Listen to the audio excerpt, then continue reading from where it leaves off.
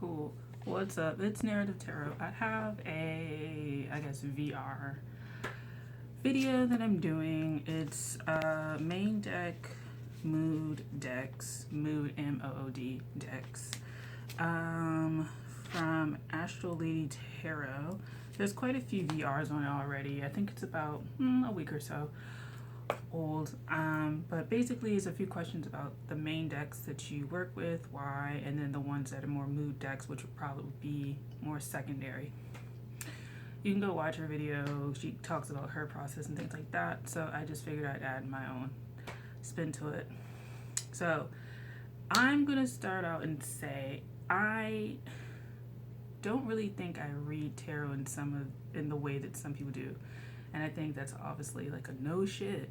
But I read on this channel generally by planet.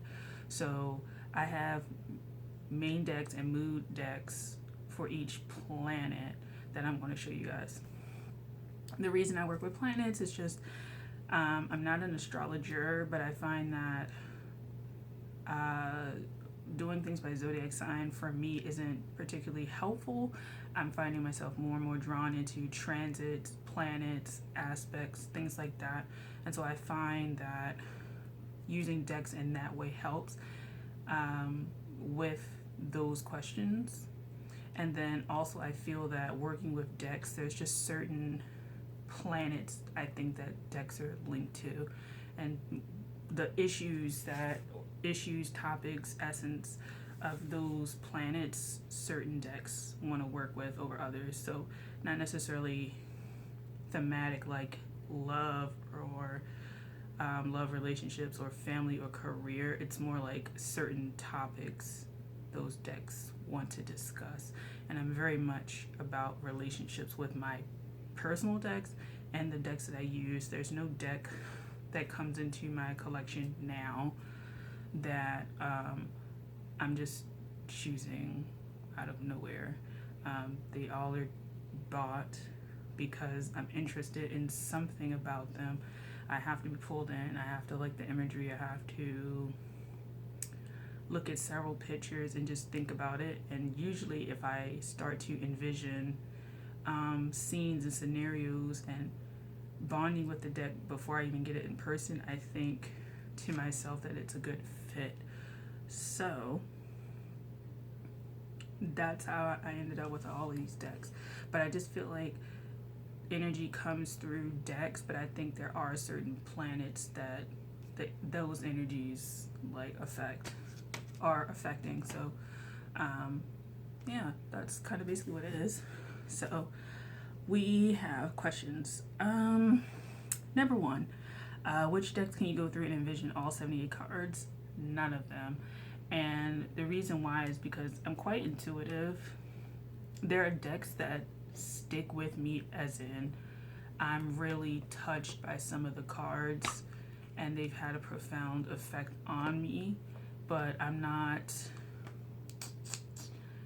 going to say a huge student in that I'm researching symbols and I'm memorizing things and stuff like that. I guess the Rider-Waite would be one, but like other than that, I'm not like, oh my god, like every card I could mentally, go through. That's not really my criteria for a main deck. It's more like it touches me, it causes me to explore, it causes me to think, and I work with it often. Those are kind of really the criteria. What's an intimate relationship with your deck? I use it often, and it causes me to think, it causes me to reflect, things like that. Like I said, which are mood decks and why? So if you want to define a mood deck and a main deck, a mood deck basically is one that I think would be used more often. Doesn't really matter the season, doesn't really matter the topic. If you want to use it, you can use it. So it could be one that embodies like all of the planets, or is capable of, I think, engaging with you in a way that whatever time you pick it up, it's okay with dealing with it. I do that with my personals. I'm not so planet driven with my personal decks, but for what I want to do for other people, that's what I do. So my main deck is really Art of Life. And the reason I love this deck so much is that it comes with some quote and then art. So I just really like that. I really like that. Even if I don't want to focus on the imagery, I can focus on the quote and why they're connected. And so that's kind of really my main deck. Soul cards is really up there too. I use them together, but I do fall in and out with this. Like, it's not every day for me. Sometimes I want to choose different decks and stuff like that. I have the Untethered Soul, I have Fairy Oracles, things like that, but this would be pretty up there. It's almost a main deck, but it doesn't stay on the altar all the time. Another good one is Angel Links. Pretty good. The Prophet has touched my soul, but I don't use it all the time. I feel like it's more like a spring summer deck, so I haven't really used it too much since then. And then Shamanic Healing is more of a mood deck. I don't use it often, and I know when I need to stop using decks, because I have like the Zombie Tarot. That was my first deck, and I can feel when the deck doesn't want to be used anymore. Like, my deck aged out, my first deck, and so I don't even think I can really use it anymore. Like, I think it's tapped out for like a while, and so you kind of also know if it's a mood deck when you don't feel like it, when you don't feel like reading with it. It's not the right season, it doesn't answer the right questions, you're not called to use it. That's more of a mood deck. So when you're in the mood, you use it, and your main deck is generally, what you reach for all the time. That's how I'm kind of defining it. So without further ado, I blew through those questions, so without further ado, I'm going to do main decks and then mood decks for each of the planets. So some of them don't have both. So main deck for Uranus. I don't even know how to pronounce this. Phantasmagoric. I think, yeah. It's just quirky, offbeat, very interesting, comes out of left field. I really do think that the way that the cards are drawn, first and foremost, is kind of why I put it in Uranus. But also, I just kind of think that it forces you to kind of think of not different scenarios, but I think it forces you to have a different perspective on something. And I really like that. I don't get a really traditional idea about people or places, things, concepts that I guess would know about. They're not, I guess, static with this deck. They change a lot. So this is my main deck for this. I don't really have a mood deck for Uranus, maybe the Voyager Tarot, but I really don't use that much. But this is a main deck for Uranus. Saturn. This is Saturnian as shit to me. I love this deck so much. I feel like if you like to think about time, you like to think about growth, development, really hard issues, facing yourself, facing shadow, mortality, stuff like that, you would like this deck. I don't think everybody's called to this deck though. Like, you would like this deck. I kind of feel like it's very Saturnian in nature to me.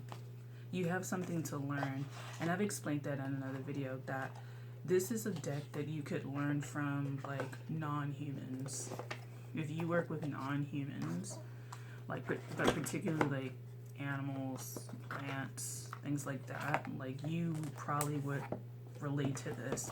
And it's, with this deck, they're your peer as opposed to a human, and I think that's kind of why there are no humans, because the peer that needs to tell you something is not a human for this deck, and they have an incredible wisdom.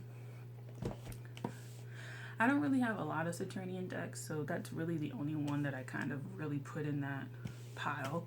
So those are main decks for those, and they don't really have mood decks. Main decks, mood decks for Mercury. Main deck for Mercury, Hermetic Tarot. And I guess for this one, it's because I think it just has a lot of rich knowledge now. Like I said, I'm not really a big studier student of like Thoth or any of this stuff. I'm not a big studier because this mentions what? Order of the Golden Dawn. Not there yet. The reason I'm drawn to this is because it's enough symbolism to where I can study it in the future. It does communicate. I mean, all decks communicate, but I really do think that it embodies Mercury thinking, communication, very well. What it means to communicate, what it means to have knowledge, very well. Yeah. But this is also a deck, along with this other deck that I have for my mood deck for Mercury. It just has a wealth of information to give. It does.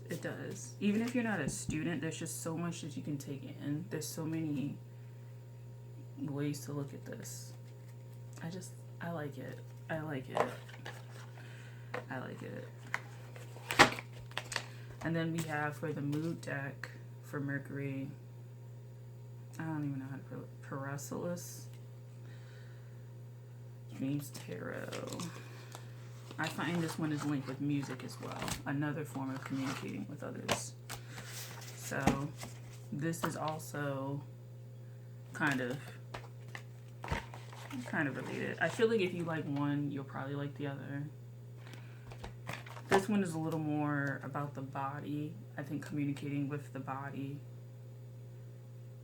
Quite literally, because it has like body parts on it and stuff like that.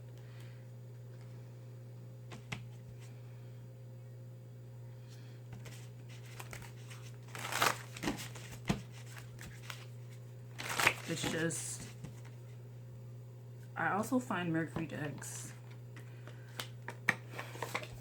they can go there with like very,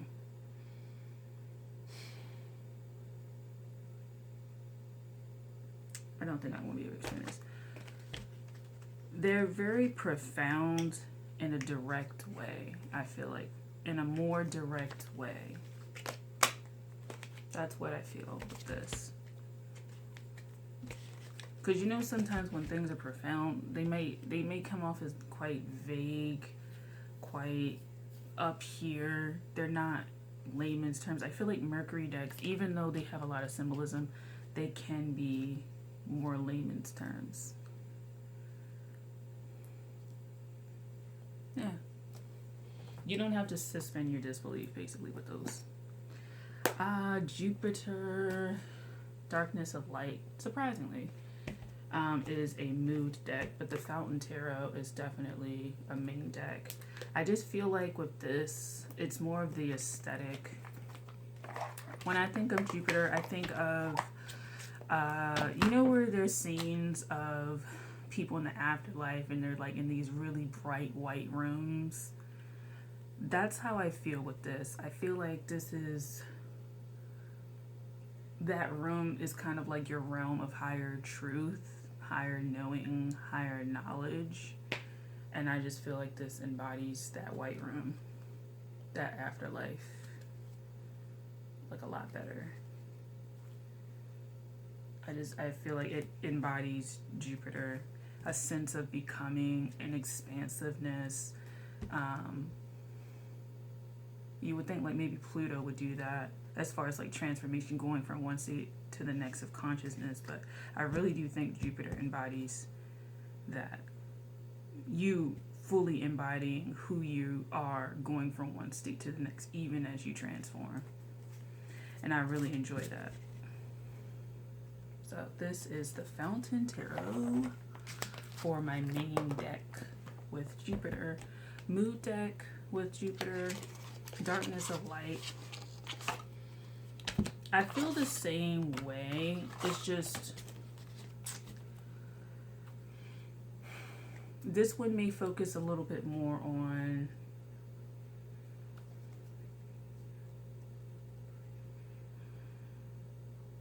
if you're devolving in a way. There's a hint, there's a bit of warning, there's a bit of maybe excess. It's a little unclear. This would be if a Jupiter is kind of unclear. It just comes off a little darker. Maybe this would be for somebody whose truth is not coming out quite as clear. Their truth is there and they may embody certain parts of it, but they still have a little ways to go when it comes to fully embracing all of the knowledge that they know, or everything that they are, every philosophy that they are. So I guess a better example, this is the alcoholic on the brink of making the decision to get well, and then this is the alcoholic who's dealt with all of the issues and can understand that point of his life but not be held back by it, and they can go on and live a prosperous life. They know their moderations, they know everything, and they've had an experience that's given them something to actually strive for, redemption, second chances, things like that. Sun. So Marguerite Peterson to me is a sun deck, but it does fall into Jupiter a little bit for me and Neptune a little bit for me. But it's definitely a sun deck. I think it definitely also is like the inner child, the inner world, the inner light that someone has, that kind of innocence. I've always been this way. I've just had to get through some of the shit of life. Like, people, I think, sometimes feel like they've gotten so far away from themselves. But I think this deck really helps you to realize that you're not nearly as far away from yourself as you think. There's certain core attitudes, values that stay with you throughout time, throughout life cycle, etc. And you can embody that like the Jupiter, but I think it's more like this deck is kind of like you show up a lot more in this way. Never giving up. But it's a beautiful deck. I just feel like the sun is very bright, hopeful, youthful. I'm here. I can own all of who I am. I stand in my truth. I stand in my word. I'm not afraid of the dark and shadow because I know I shine my light through that all. I'm a survivor. I persevere. Things like that. So this is the main for the sun. Mood for the sun is the Lover's Tarot. I find this one is just very, I was going to say fragrant, very lively, fruitful, very much a bountiful time. Even with hard cards, I find that this deck is quite virtuous, looking forward, eternal, I was going to say eternal fruit, eternal life, just things like that. These cards are huge, by the way. And I just feel like I reach for this one way more, but I do like this one. And when I read, I try to read with fewer cards. This one might be something because it's so big. I've done a reading where I've used just one card, and I've actually had like a paper towel with some burn marks in it, and I just isolate a specific area, and that's how I read. So if I had like a paper towel or a piece of paper that had a burn hole through it, I might focus on the crown and I might just do a reading just on that. What does that represent? This one card can take up the whole room, right? It can shine a whole light on something, some sort of situation. You don't necessarily need the whole picture to figure it out. And that's kind of how I read. Like, I don't go by set definitions either. I think if I'm caught by something and I'm pulling together a narrative, hence narrative tarot, then that's what I go with. I don't necessarily go with the esoteric definition or meaning or what is standard, because not every reading is standard. Like, just because you get the Empress does not mean wealth and bounty. Even if it's in a reversal, it may mean something else entirely. It's just that card chose to pop up because it's going to be the closest visual representation for what you have to say. They couldn't do it with 3 of Cups. They couldn't do it with the 10 of Cups. They couldn't do it with the Devil. They chose to use the Empress. Even if the meaning isn't going to come through the way that it's interpreted, studied, discussed, philosophized about, whatever it's called, academically written about, even if it's not that, if that's what the card that comes out, that's the card that comes out, and I don't really question it. So, Mars. So, this is awakening Aeon. I don't know how to pronounce these shits. Anyway. Oh, I also curse. I guess you got halfway through to now. But Mars for me it's about action, it's about movement, but I think it's also about problem solving, and I think smaller problems that have larger consequences. This one is also linked with I Ching, so to me it is something that once you get information you are supposed to act on. I feel like these cards are very much about acting on things, and I think it is because the I Ching is kind of related to it. You can study something. I do think Mars is quite philosophical. There is like a reason behind it. It's not just Mars is just going out there being Mars. I think there's reasons behind it, and I like that this deck kind of helps you explore the reasons, and you can either use tarot or you can use I Ching. I mean, every card does that, but I feel like Mars is particularly, because Mars is action, so like there's reason you gotta be doing this shit for some reason. You gotta be going out there kicking ass, fussing people out, telling the person I love you, saying goodbye, choosing to be a better person for some reason. Could be linked to Jupiter too, because it's about your beliefs, but I find that Mars is probably like the more immediate response, and then like it does help you to kickstart your journey to figure out all the other stuff. So that initial spark, and then you can study a little bit. That's what this is for me. Ooh, yeah, we got a little bunch. Okay, so Osho Zen. I know people have a little bit of a problem with this one. I think because of the schizophrenia card. I don't know. I have a parent with mental illness, so I'm kind of like, okay with it. It is what it is. I love this card. Look at this. I love this card. This deck is a Mars deck for me. This is a deck for me if you have anger issues, if you are repressed, if you are suppressed, if you're somebody who feels like the world is fucking against you, if you feel like you need to go on that journey to like understand some hidden stuff, why you're overreacting, why you're upset, what your triggers are, like this is that deck. So this is my mood deck for Mars. So I don't reach for this one nearly as much, but I probably will as time goes on. But I enjoy this deck. There's some really powerful images into this. No thingness. That's really powerful to me. Like the devil, conditioning. This is like when you feel repressed. Like I feel like it's when you feel repressed.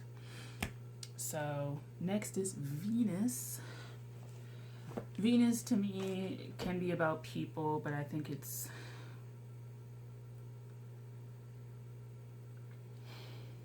is about beauty and love and transformation and things like that, but there's just something, I don't know, I'll get into it. First card, oh, I explained those, okay. So this is the Tattoo Tarot. There's another Tattoo Tarot. I think there's like 2 more out there, but this is this one. I think it's called Magamunden or something like. Is this the one? I think. I think there's another one. Maybe this is that one. But Tattoo Tarot, Ink and Intuition. I really enjoy this. This one is definitely if I'm doing love readings and I'm talking about people and how they're being perceived and how they are putting on a front. Things like clothes, things about how they present themselves, just who, I guess, the representative that you meet as a person, like just out and about. There's a hint of like star quality about this.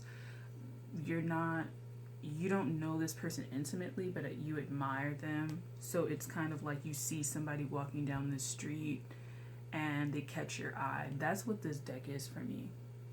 And so I like that this deck talks about that because it also helps you figure out maybe what you're attracted to, what your type is, what they look like, how they present themselves, what they possibly think based on where they are going, what school they're going to, what they study, who they affiliate with. You know, even mundane stuff like what they eat, what they watch for TV. I kind of feel like this is a deck like that. You're not so immersed in it. And that's what I like about this deck. And so I've been using it a lot more for Venus because of that.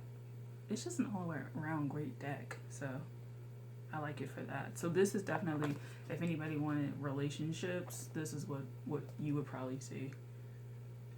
Because it's not so close and personal. It can tell you sitting back. So with that main deck, this is my mood deck for Venus, Cosmic Tarot. And I like this one too. It is far away. I think this one gives you a little more advice though on what to do, who to be. And I think also it sits on a maybe like faded, written in the stars. It can deal with a little bit of a darker issues, a little bit more esoteric, people that come into your life that are important and that play a huge role in showing you how to love and transforming your views on love and stuff like that. The issues you go through with love, like loneliness, perhaps, longing, yearning. It's a journey. It's a journey to self-love, and I think just love of the universe and seeing yourself as part of the universe. Yeah, so I enjoy it. You can tell I don't talk about symbolism on the cards. I don't do any of that. I read. I am an intuitive reader, and I think I'll probably do a video on that too. I'm more intuitive. This video is going to be in 2 parts, heads up, just because after 30-something minutes, 33 minutes, it runs over, so it is what it is. Pluto, main deck, 7th sea. This isn't a tarot deck. This is a deck that models it, but the way that the artist explained it is this world that you see kind of painted, because he painted this world would have a deck like this. The people in the world would have a deck like this. And so that's how it's kind of based. It does do major and minor arcanas, but there's some differences in some of them. So like the Duel is not a card that you would get. Pluto, this is Pluto for me. Just because of the court cards, actually. The Queen of Cups, if I can find her. Oh, God. If I can find her, maybe. This is the Prophet. But it reminds me of the deep, dark people that you meet on the road, the tricksters, the people who are in the bushes watching, obsession, desires, what drives you to do things that you normally wouldn't. Just tougher issues, tougher topics. And I find that if you're into shadow work, you probably would like this. It's a pretty good deck. Even something like this, it looks pretty normal, but that can be very unsettling to people. That picture right there could be very unsettling.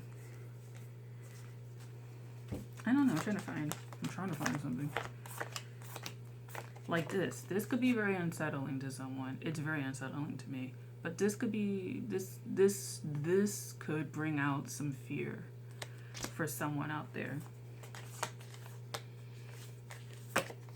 King of Cups. I'm trying to find the Queen of Cups, but it's just not working out for me. It's just not. The Beggar. If you have questions, if you dare to ask questions, you're going to get answers, or you might get sent on a quest that brings up everything that you fear in order to push you forward.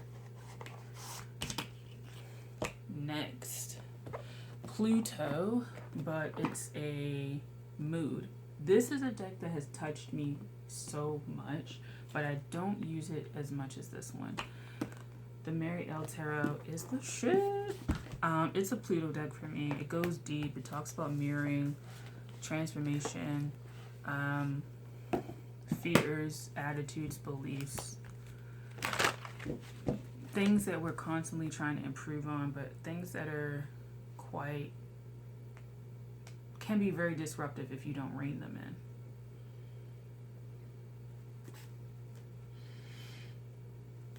I'm not going to get the second edition just because I got this deck for the Hierophant, and I think they changed it from what I hear. So I'm not going to get the other one.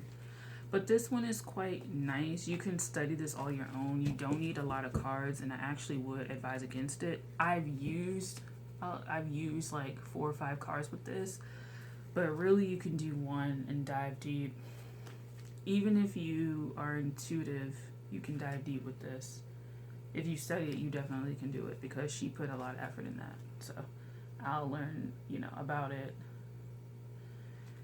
in time through studies, but for the most part, I'm very intuitive. And I just like